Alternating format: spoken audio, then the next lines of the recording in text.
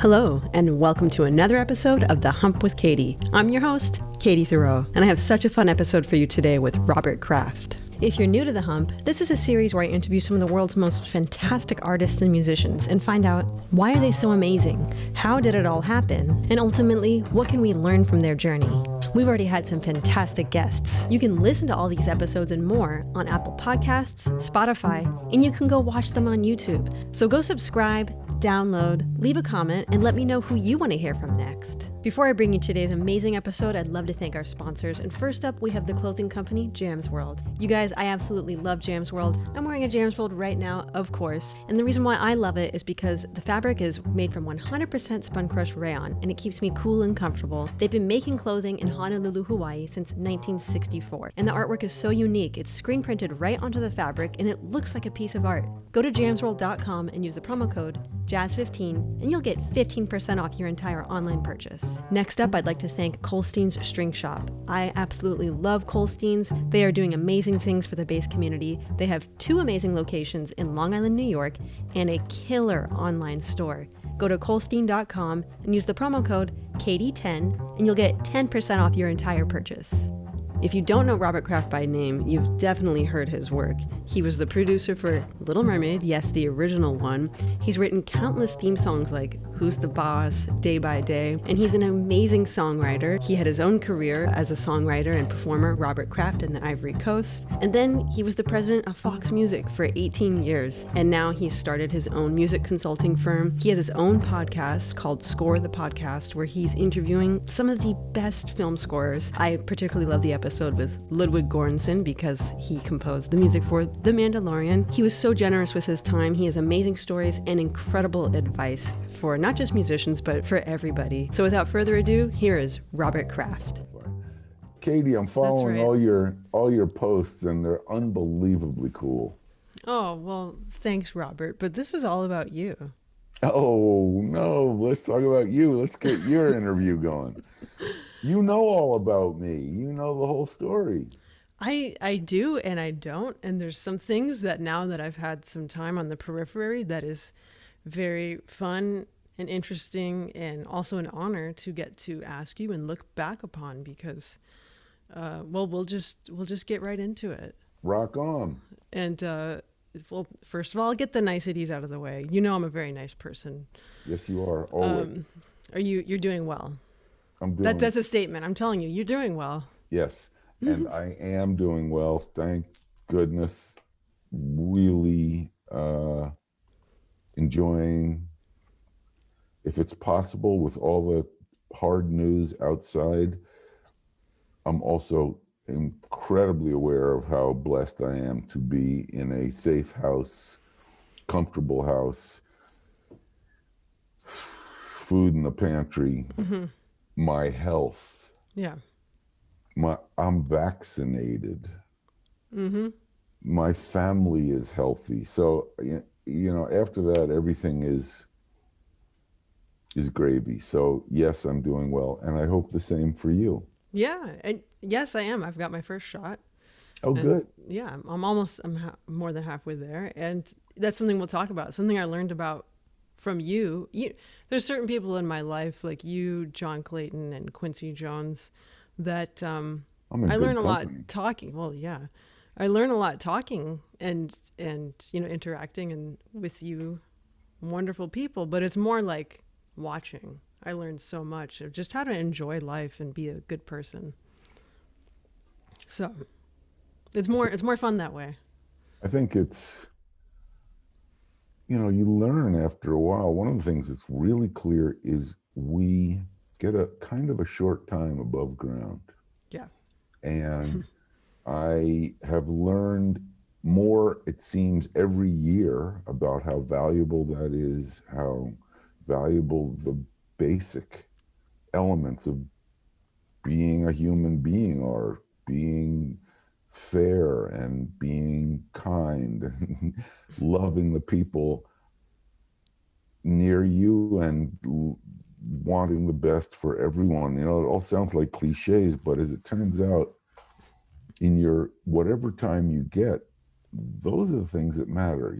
As they say, they don't You don't put a U-Haul behind the hearse with all the things you own. Yeah, You know, you just want to leave a good feeling around you. that's right. I can quote something, but I don't remember the quote. But it's you want to be like a fragrance of if someone stepped on a flower, you want your imprint to just linger a little bit. Oh, I love that. But there's such a nicer quote, but I'll go with that. yeah, step on a flower and that's me. That's it. Well, Robert, I would just love to, in the short time we have here, just kind of try to go from A to Z a little bit because there's some things that I'm just so interested about. So you've got your New York hat on. Yeah. You're from New York. I'm from Princeton, New Jersey, which is Oh, about an hour and a half from New yeah. York. I grew up and born in Princeton, but New York was a big part of my growing up. My grandparents lived there. It was definitely a huge allure for me as I became a teenager, and kind of by accident on purpose, I went there immediately after college and started my career there and assumed I'd live there for the rest of my life. And what came first for you? Because you're obviously a talented, beyond talented musician and songwriter, but you also have the producer aspect, which to me is just being able to see the whole picture and also bring people together. So what came first for you, like the passion for music or the more, people person side? Oh, it was unquestionably the passion for music. Mm-hmm. Passion for music has, like you, and like as we both know, anybody that's just completely deep into it, it's not like there's a choice. It's not like I thought about other things. It's not like I kind of was, well, I don't know, maybe I'll do it, maybe I won't. From as far back as I can remember, 7 years old, 5 years old, I just knew I'd be at a piano playing. It just was organic. It flowed through me. It's all I wanted to do. And so the passion for music was consistent. It's funny, the producing part of it was some combination of being thrust on me because I have a terrible tendency to say yes when I'm asked to do something, knowing in my heart that I have no idea how to do it, but not revealing that. So the producing part evolved out of the music part.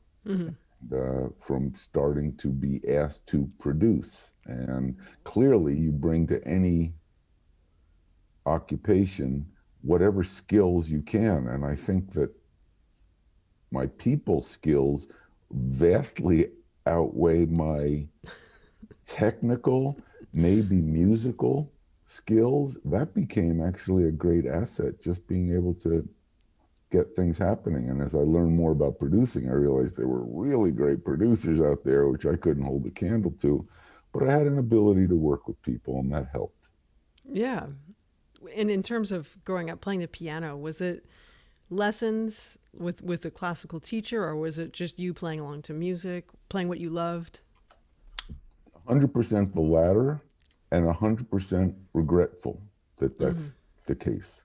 I a combination, I think, of hubris, like I don't need lessons, I can play by ear.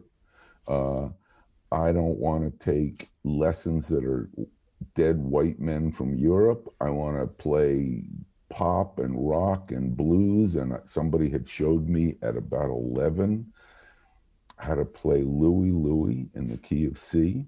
And it was all I needed. Dun, dun, dun, dun, dun, dun, dun, dun, 1, 1, 1, 4, 4, 5, 5, 5. And suddenly I realized that was the basis of almost every song I wanted to figure out. And in the key of C, I realized if I threw in an A minor 7th, I had every chord I pretty much needed. So I didn't want to take lessons. I didn't like lessons. And I also was strangely averse to learning to read music. It felt painful to me. It slowed me down. I don't know whether it was ADD or what, but I got a lot of mileage out of playing by ear and only as my career expanded did I realize what I missed and what I maybe in some version of my life should have focused on, because I really missed out on learning a lot of basics. Well, I think everything's okay.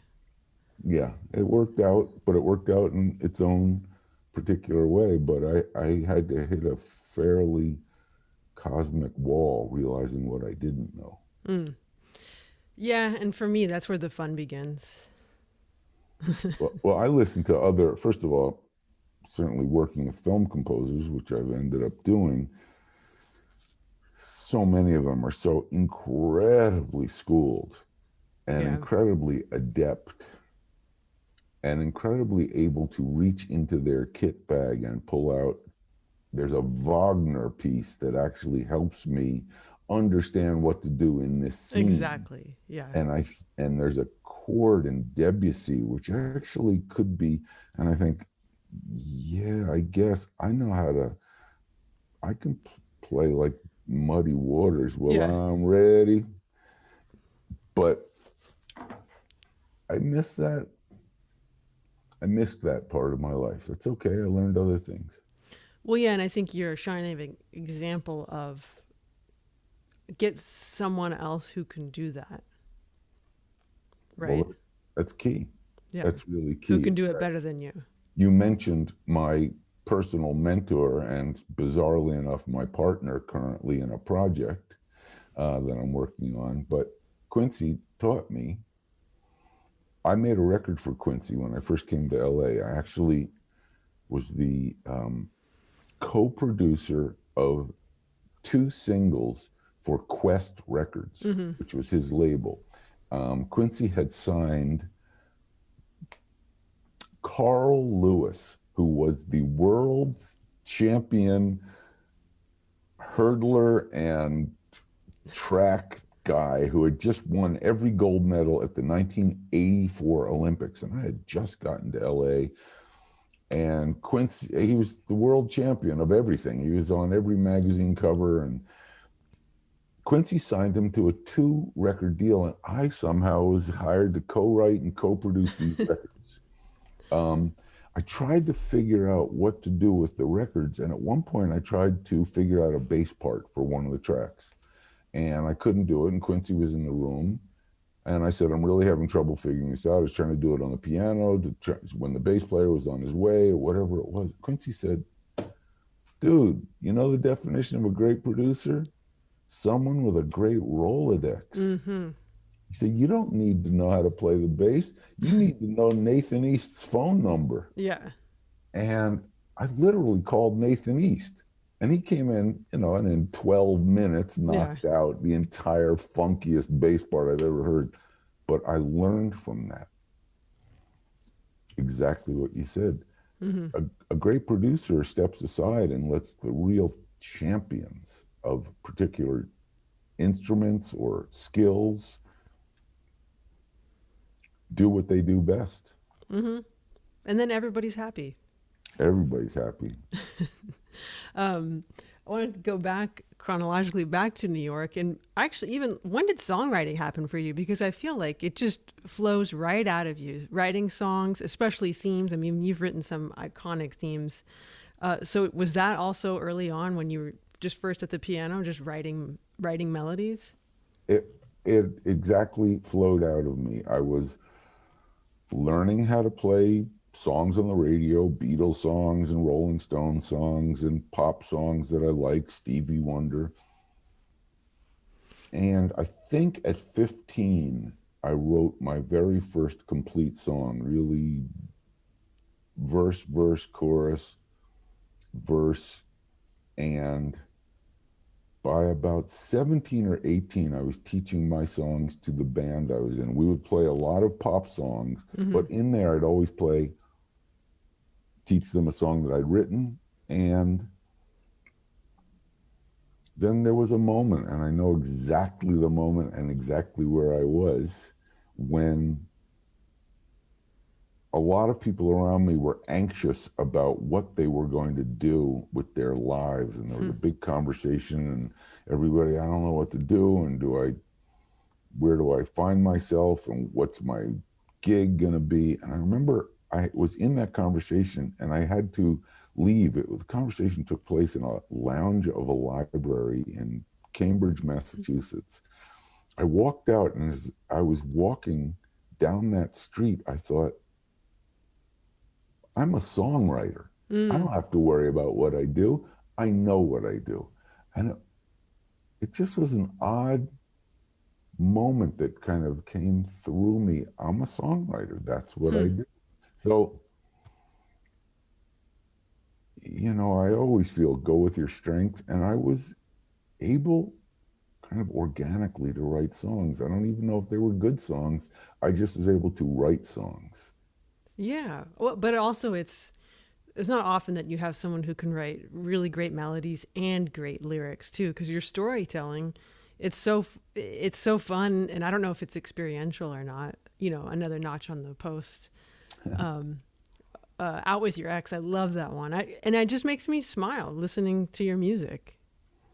Yeah, it was a funny realization that I kind of couldn't do one without the other. Like people would say, hey, would you just write lyrics for my song? And I couldn't. Yeah. Kind of couldn't. I don't know how to, but I knew how to sit at a piano alone in a room and spend whatever time it took, 2 days, 2 weeks, to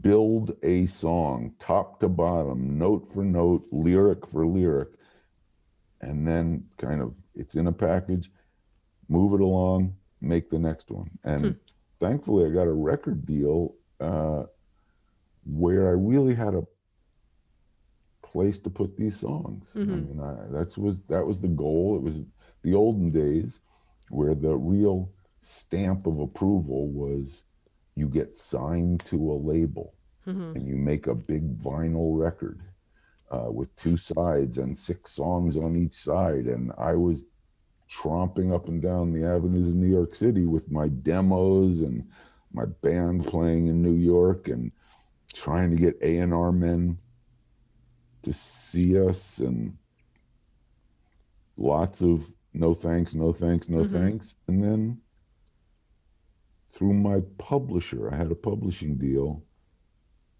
I was told that my demo had been heard in California by a big label and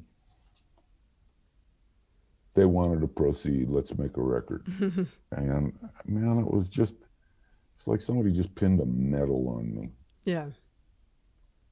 But it's what you wanted. And what was it like before that? Like you said, I'm trying to get people to listen to my demo. Like you're probably playing your butt off around New York City and other places. And to hear like no over and over again, was that hard to hear, or was it fuel for you? Both, but mostly the second one. You know, my grandmother had a word that she used to say, which is Dee-ter-mined. She said, you got to be Dee-ter-mined, which is determined. And I was Dee-ter-mined. I was Dee-ter-mined because I didn't want to face the idea that I couldn't get it.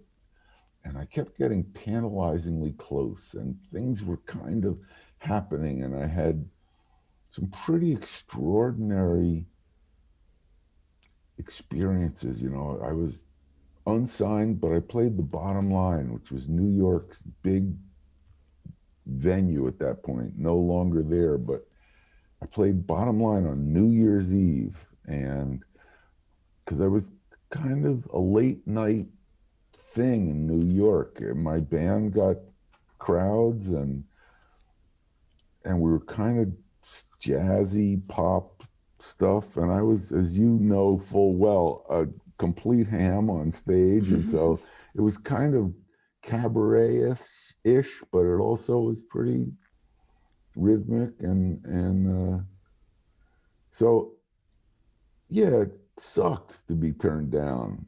And there were, you know, moments where I thought, oh, this just isn't going to work. But it's always darkest before the dawn. And it was good training because I've been told no about 1 million more times than I've been told yes in my life. So I learned in that first moment, guess what? not everybody has the same agenda you do.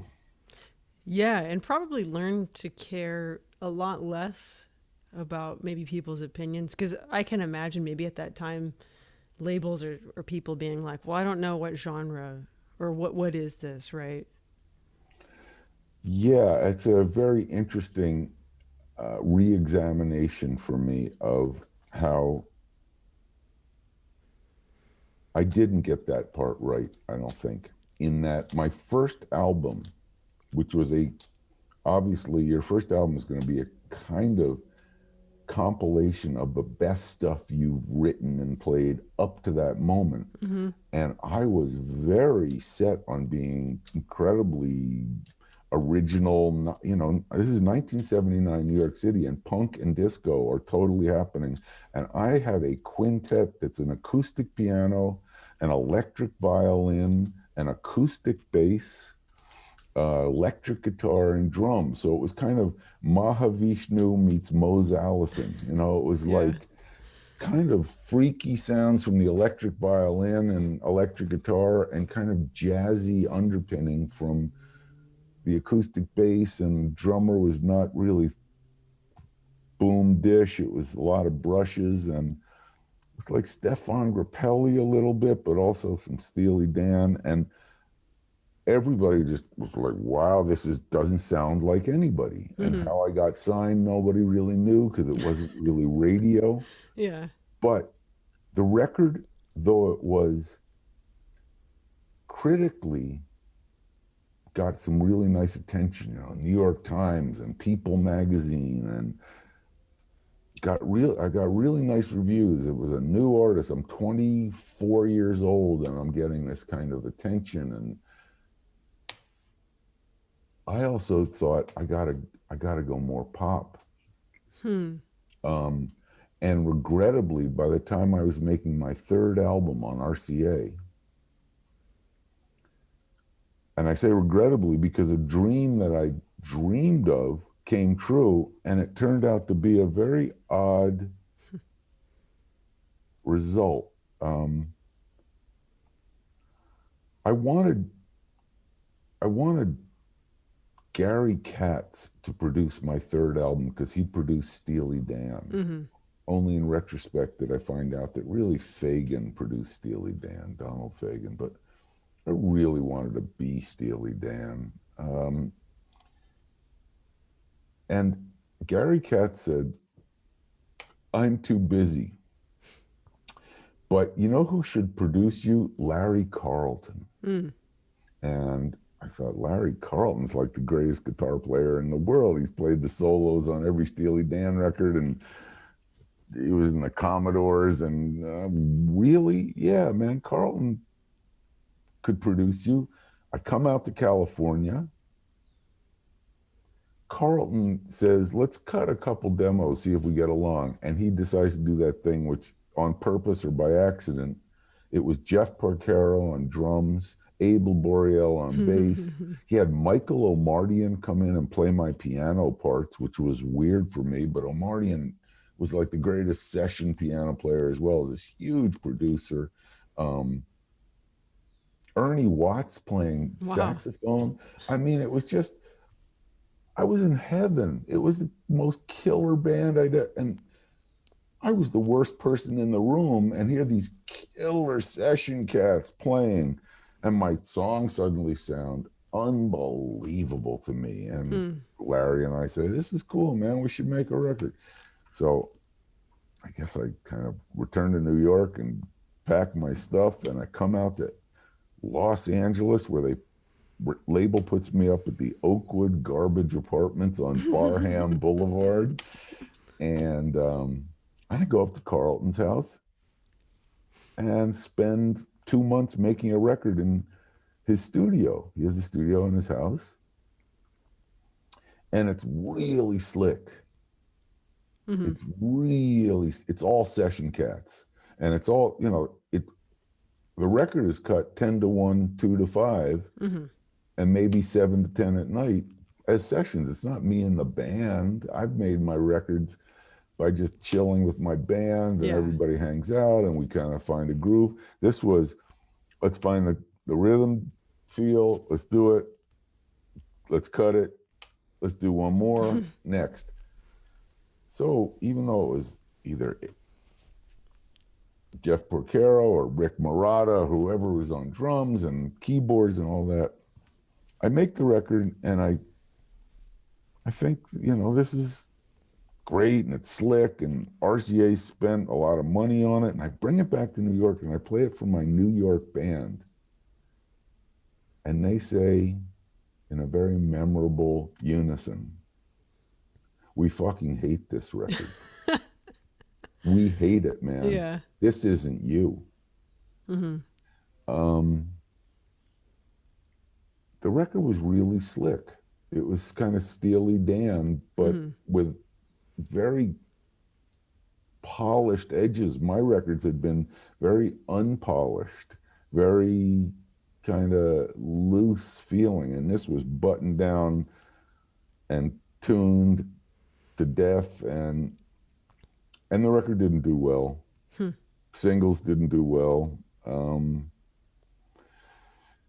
and so it's kind of it was like a nail in the coffin of my recording career on record 3. I mean, I ended up making a couple more records, but probably the nicest thing that came out of it is while I was in the Oakwoods working on this record, a friend of mine who worked in television in Los Angeles, who I'd known from school, asked if I wanted to write a theme song for a TV show. And I said, man, I'm the wrong guy for that. I don't watch TV. I don't like sitcoms. I don't know what that means. Well, he said they need a 1-minute theme song. And, you know, I had a little like Yamaha keyboard that I bought at Guitar Center in the Oakwoods. And I thought, I'm going to write the whitest thing I can for like a real white nighttime show. And it's not going to be funky, and it's going to be all literally white notes. White and keys, it's going to be the key of C, and it's going to be real sweet and upbeat. And so I wrote that little theme, and I took it to Larry, and he and I made that demo together. And we played it for the TV show, or my friend sent it to the TV show. And, you know, next thing I know, I have a theme song I have the theme song for Who's the Boss, which goes on ABC television.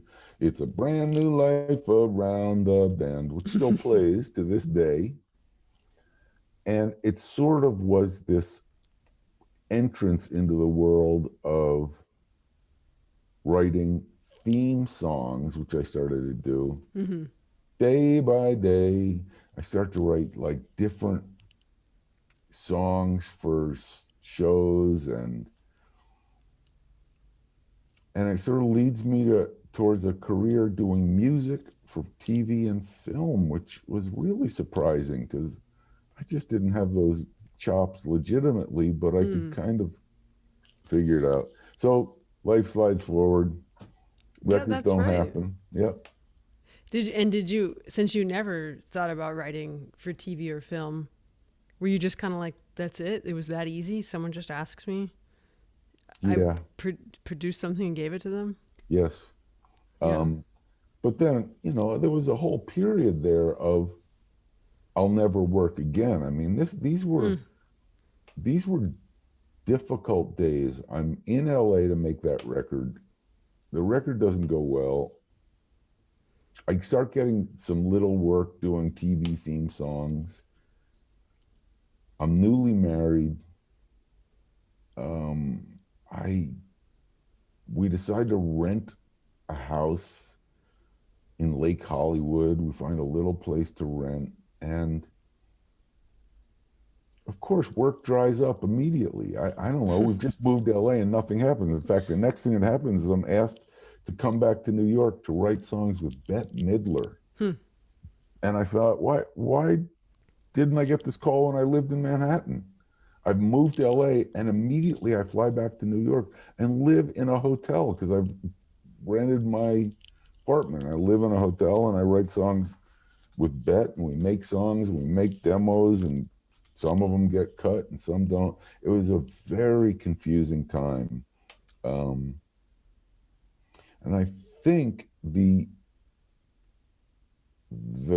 key out of that time was something, again, very unpredictable, which I'm back in LA. I'm doing some really bullshit, like television commercials and demos, and I'm feeling like my career went as far as it could. Mm-hmm. That's kind of it. Kind of got a song on TV or You're going to be two. like the theme song guys. Right. Yeah. And my very, very closest friend in New York City who I'd met in New York, was a bartender, and he had come out to New York and slept on our couch because he wanted to audition for some TV shows and see if he could get work as an actor. And he got a gig very randomly on a pilot for ABC called Moonlighting. He got cast. I mean, he went to an audition one afternoon and came home and said, they really liked me. They're calling me back tomorrow to meet Sybil Shepherd. I mean, I remember this whole thing. And he went and did a screen test with Sybil Shepherd. And then ABC Television said, we don't want this guy. And then the producer of the show Moonlighting said, he is the guy. You gotta cast him or I'm not doing the show. So Bruce Willis gets cast as David Addison in Moonlighting.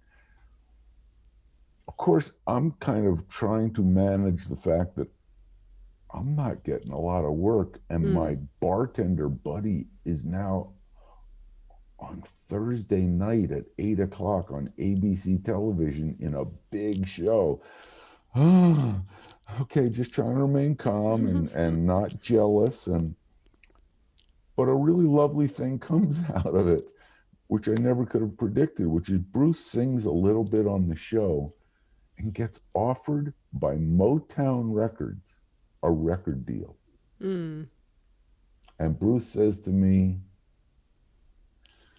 hey, dude, these guys called me from Motown. My agent called and said they want you to record a record, and do you want to do a record? And I don't even know what to tell them. You know what to do. You make records. You call them back and you produce it. I don't know what to do. Could you just handle it? P.S. As I said, you fall into producing. The very first record I produced was Bruce Willis, called The Return of Bruno. I had never produced a record. I'd only been a songwriter. And that record was somewhere between a mess, for lots of reasons, and a mess that sold 2 million records because Bruce was so popular. And it had a couple big records on it, Under the Boardwalk with the Temptations and Respect Yourself with the Pointer Sisters. I mean, it was a lot of what they call stunt casting. But this being Hollywood, the next thing that happens is I'm a hot record producer. Nobody says how many records you produce, because the answer would have been one. Yeah. And I start producing records for other artists, and then it kind of all comes together when Disney said, would I produce the soundtrack for Little Mermaid? Of which I said yes, not knowing how to produce a animated little kids movie soundtrack. I don't know, just play me the songs, we'll figure it out. Another lucky one. I mean, it's just, people think it's all, in retrospect, planning. You prepare. It's like an athlete. You just train every day. And one day you turn around, somebody says, heads up, and they throw you a ball, and you just got to go, boom, I caught it. Yeah. But you wouldn't have caught it if you hadn't every day been catching, throwing, and running, and push-ups. And every time one of these things happened, I felt like, I had no idea what would happen with them. The Bruce Willis thing, I don't know. It's just work. The Little Mermaid thing, I don't know. A little girl's cartoon, man, I guess. Yeah. It worked out. Yeah, you say yes, and then you figure it out. You say yes and you figure it out. Is that to jump ahead, did you seek the position at Fox, or did they then seek you? Because then everyone was talking about Robert. You got to have Robert.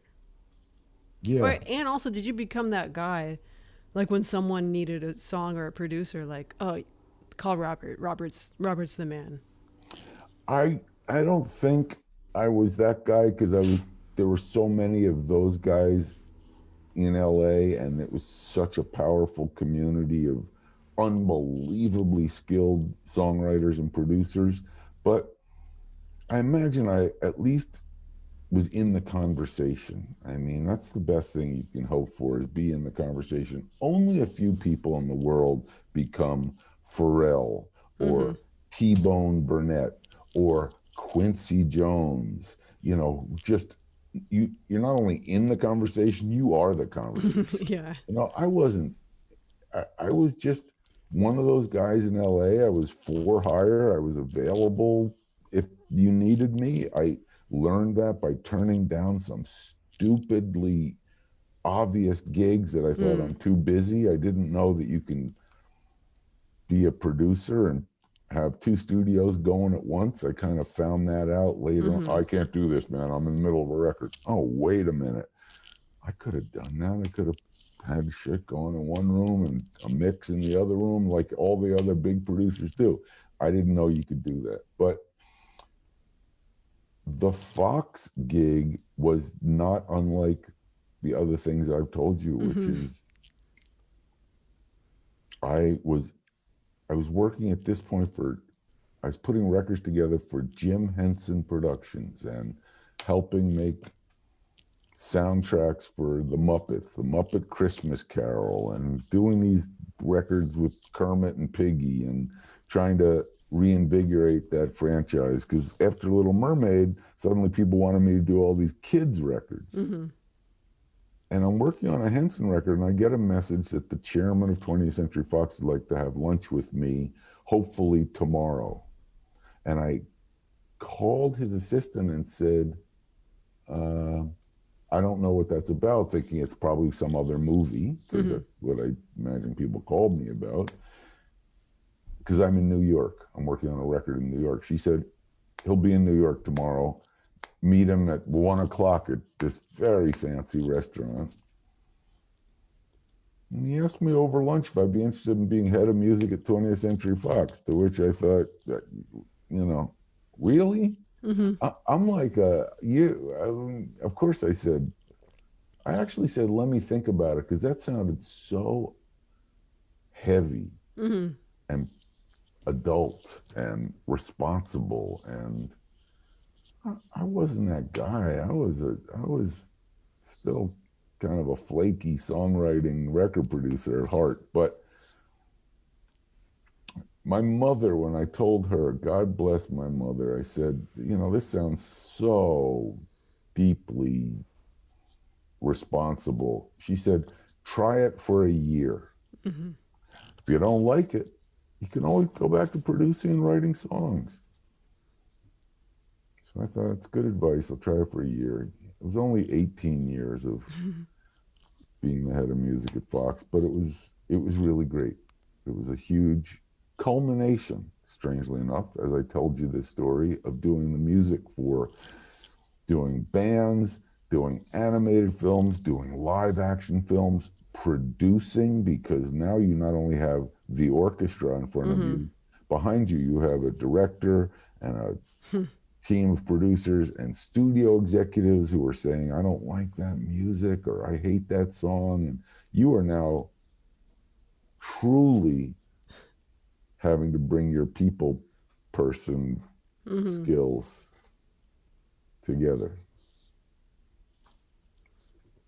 At that, when you're overseeing that many projects, do you have to shift a little bit to thinking like record labels and things like that, where it's more of a money-based, like, well, we want to make a certain amount of money, versus, you know, like a creative artistic thing? Like, do those themes come at a head sometimes?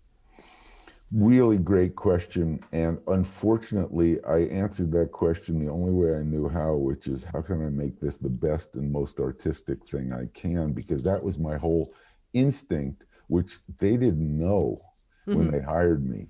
I've never thought about, wow, this will be commercial. I just didn't think that way. I thought this will be cool.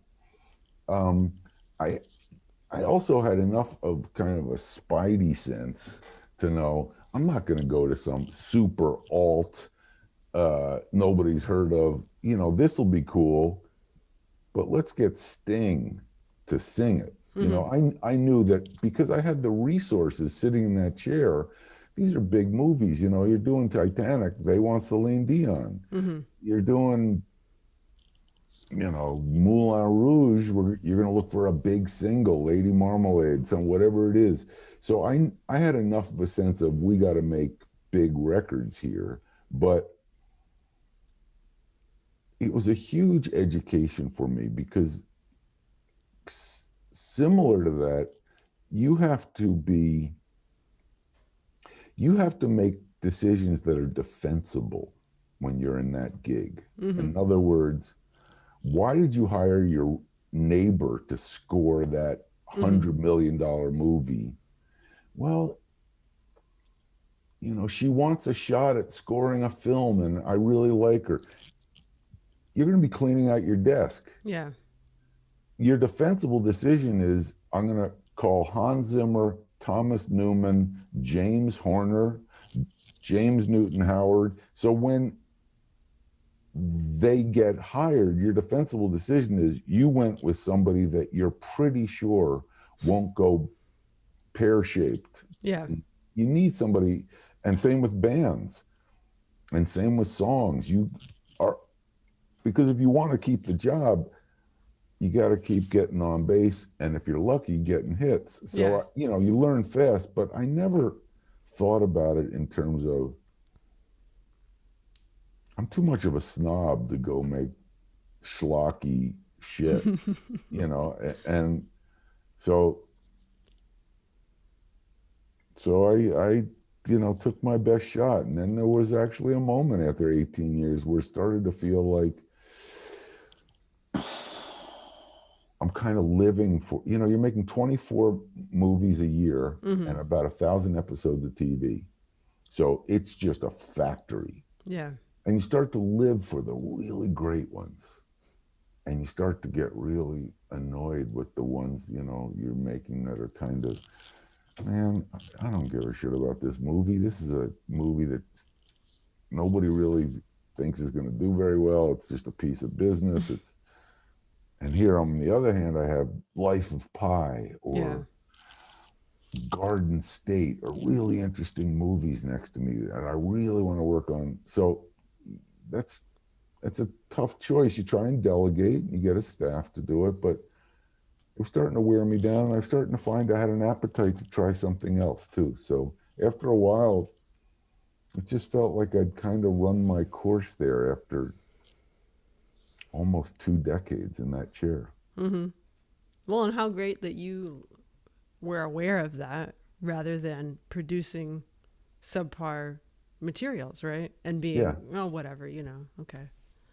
Well, I think the whatever part of my attitude probably was getting clear to everyone around me too. So I have to take full responsibility for, it's hard to fake enthusiasm.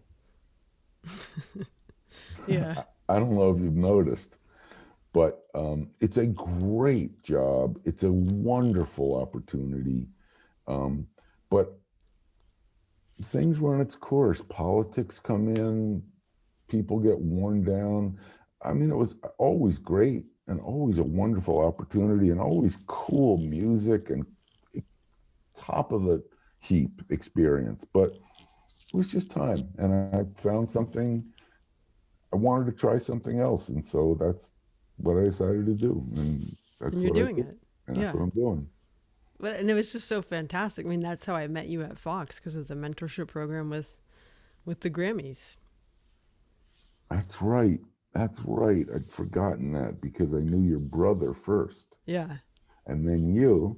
And I did a mentorship program. I'm still deeply devoted to that concept. And I now do a lot of stuff with progressive action in Los Angeles, but one of the ways that I express my interest in justice and equal rights is I work on projects, film projects, that express those ideas. So I have many projects going that actually express the stories of either Black musicians or musicians who have struggled. It's always around music, but it's all around stories of struggle to get things done,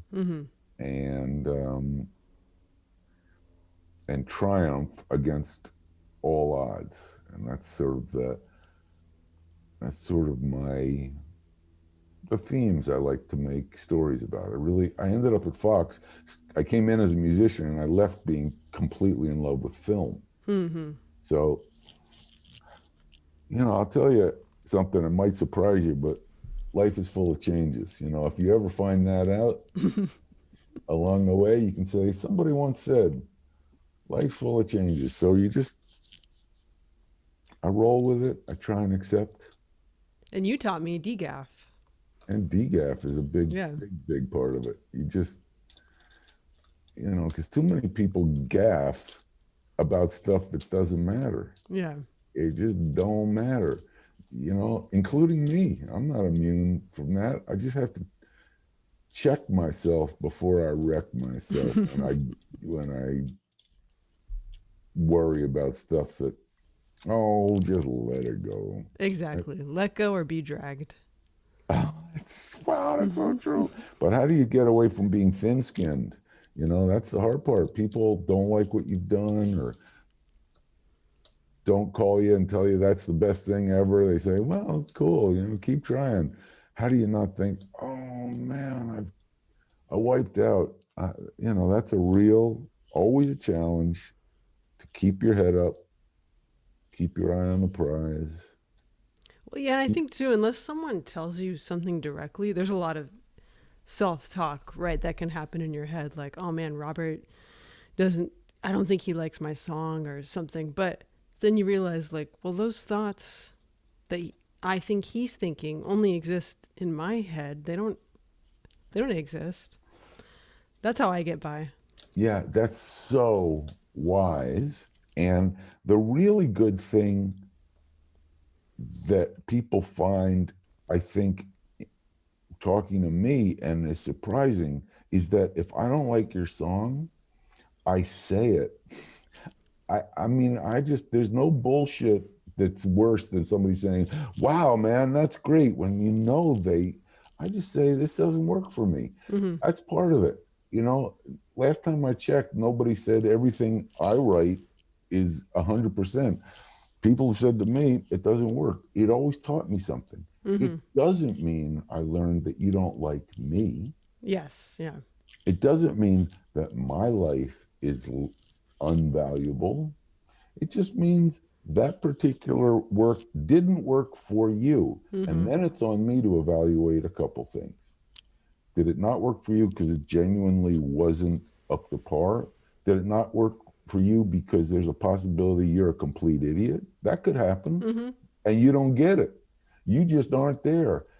And think how many people, Thelonious Monk, a lot of people said, I don't get it. It doesn't work for me. Well, you sometimes need 50 years for someone to understand you are way, way out in front. And I'm always concerned when I listen to stuff, if I don't get it. Am I not open enough to understand this? So I always trust other musicians to tell me, this is happening. And if I listen to it and I don't get it, I know I got to do some work. Very true. This sounds like the end, but I do have 2 short questions. Yes, I sleep in the nude. That's always question 1. Go ahead. What prompted you to score the movie and the subsequent podcast? Score the movie was an easy thing to do. A director came to me to interview me because he had an idea about making a movie about composers, and I announced, you need me, because I have the Rolodex with every single composer's home number, and I can call everybody you want in this movie. And I've been inside this world for 20 years, and I really want to. This is the greatest idea, and this is kind of the dream I've had, which is making a documentary just like this. And here's a director, a young director from USC, who said he wanted to do something like that. I said, thank you, let's do it together. And we made Score the documentary, and which went #1 at Amazon, #1 at iTunes, still top 10 music documentary. And then we're starting season 4 of Score the podcast in April. I think our first guest is either going to be Atticus Ross or Alan Menken. So we're trying to get organized on who's kicking off this season. And we're working on Score the TV series. Amazing. I mean, I loved it. I think I actually first saw it on an airplane, like on United Emirates or Delta or something. Yeah. And because I think the average person just doesn't understand where music comes from in general, but also in movies and TVs, and what it is, what it takes, and how many people are involved. So I just congratulations. Thank you so much. Chef's kiss. Yeah. I totally salute the director for that. He's an amazing director, and I thought he made a great picture. Last question is actually a request. You once told me a story kind of similar to the Nathan East Rolodex, but it was with Ray Brown, where you needed Ray Brown on a session. Is this ringing any bells? Because I don't have the best memory in the world. Yes, and I know exactly what session, and I probably was too naive to understand the greatness of what had just happened that night. I was in the middle of producing Bruce Willis. Okay, that's what I remembered. And I think it was that session with the Pointer Sisters, Respect Yourself. And we couldn't get some idea for a bass part right, and I didn't know whether it should be acoustic or electric, and I didn't know exactly what it should be. And someone said, you can get Ray Brown. He's a session cat. And I thought, Ray Brown's like, Ray Brown. I said, no, man, he plays sessions. And it was nighttime. It was like 7 or 8 at night. And I thought, well, I don't know, man. I'm not going to call Ray Brown. I don't even know. It was like, I was at Cherokee Studios on Melrose. Someone said, I kind of know him. I'll call him. So you're going to call Ray Brown, like, at home? Yeah, man, I'll try him. Ray Brown I could be there in half an hour. I don't live far from the studio. I remember Ray Brown came in, and it was clear I'd kind of gotten him like in his pajamas and bathrobe, because he came in slippers and like sweatpants and maybe a pajama top. I mean, he had been pretty close to ready to crash. It might have been 9 o'clock. And we just grooved, and Ray Brown laid down a bass track, and it was heaven. And I didn't know that you could just call the greatest players on earth to play sessions. I mean, I guess I did, but I thought there were session players that were that one little varsity team of drummers, bass players, and guitar players and keyboard players that played on every record. But could you go to like stars like Ray Brown to play? Yeah, you could. And so he played, it was cool. And then very recently, in a project that I'm actually doing, I mentioned I'm doing something with Quincy, I was looking at photographs of bebop legends from the 40s, and there's Ray Brown in the photograph as a young man, and I thought, man, did I show enough respect to Ray Brown? Did I understand the level of greatness that was on the other side of the glass from me? Or was it just, hey, Ray Brown's like a big time bass player, I know he's a jazz star, and I kind of know who he is. And you know, I did a date in New York once for my record, my second record, and instead of it being my band, the producer suggested that we reach a little deeper. And so he said, I'm going to make some calls. And he put together a band that was Ron Carter, Billy Cobham on drums, Kenny Barron on playing my piano part, and a trumpet player named Joe Shepley, who was a New York star. And they were the rhythm section for this song, and I just sung it. Mm-hmm. Years later, I kind of have those heart-stopping moments of, did I do a date with Ron Carter, Kenny Barron, and Billy Cobham as my band? It's just, you know, to them it was a 10-to-1, come in, play a date, somebody said. And to me, I mean, I knew who they were. Mm-hmm. But again, you know, I'm 24, 25, and it's these cool dudes, and it's my record, and here's what I think should happen. But, you know, 30 years later, you think, man, I wonder if they thought what you would say, who is this punk?